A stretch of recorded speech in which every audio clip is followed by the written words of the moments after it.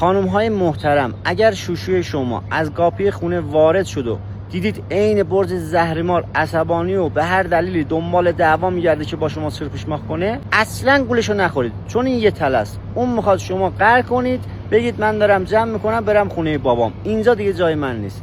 بعد اون تو دلش شینگلی بزنه و بگه آخ جون آروادم داره میره، بعد شب بپیچه بره شیطان بازی. در این حالت اگر شوشو خودشو به در و دیوار کوبید و با کله رفت تو شیشه و خودشو الدورمخ کرد، شما واکنش نشون ندید، فقط بهش بگید آک قربون اون صدات برم، مرد جذاب و خشن من، محکم داد بزن، من که عشقمو ول نمیکنم برم. قهر نکنید، بشینید سر جاتون. اونطوری بزرگترین عذاب الهی به شوشو وارد میشه. و چنانچه اگر دیدید شوشوی شما از گاپی خونه وارد شد و به طور مشکوکی خوشحال بود و مهربون و اینور اونور شما رو اپخ کرد، بازم گولشو نخورید، چون اینم یه تله است. این یه جای شلوغ بازی در آورده، میخواد با محبت به شما رد کارشو گم کنه. هر وقت دیدید شوشو نه ناراحته نه خوشحال، مطمئن باشید که همه چی امن و امانه.